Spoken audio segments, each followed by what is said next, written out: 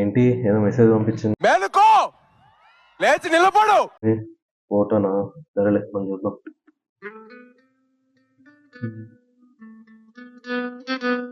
ఏంటి ఇప్పుడు ఫోన్ చేస్తుంది? హలో.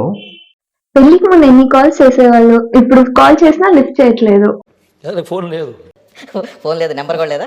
నా నెంబర్ నాకే తెలియదు, అసలు నా నెంబరే లేదు. ఫస్ట్ ఆఫ్ ఆల్ నాకు నెంబరే లేదు, ఫోన్. అలా కాదు, ఏదో వర్క్ లో ఉండి కొంచెం బిజీగా ఉన్నా అంతే. అంతేలే, నీకు నీ జాబే ఎక్కువ. అలా కాదురా, నాకు నువ్వే ఎక్కువ జాబ్ కన్నా.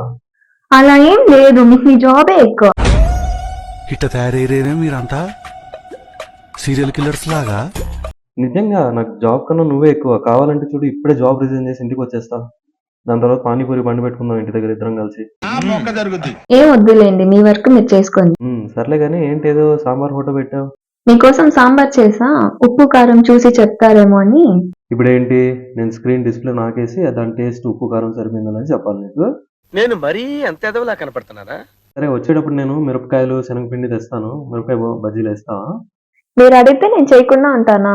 అలా కాదబ్బా, నీకు మిరపకాయ బజ్జీలు వేయడం వచ్చా లేదా అని చెప్పేసి.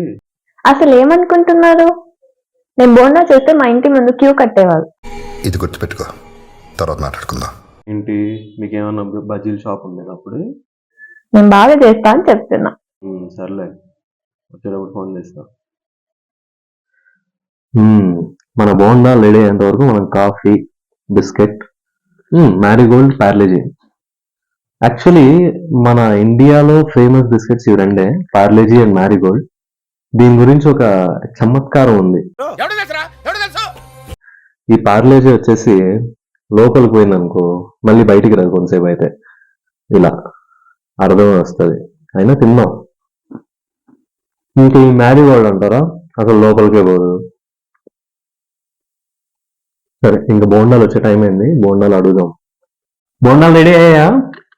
అయింది, కానీ ఫస్ట్ చెప్పండి, సరుకు ఎక్కడి నుంచి తీసుకొచ్చినారు?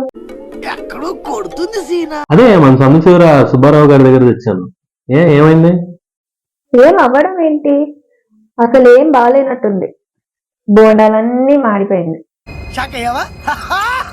నీకు బోండాలు రాలేదని చెప్పు. సర్లే, ఆకలి అవుతుంది, ఏదో ఒకటి తెచ్చిపడేయి. ఏంటా సౌండ్? మీరేగా పడేయమనింది, అందుకే బోండాలు తీసుకొని వచ్చి డస్ట్బిన్ లో పడి. ఒక వర్గానికి మీరు ఇన్స్పిరేషన్.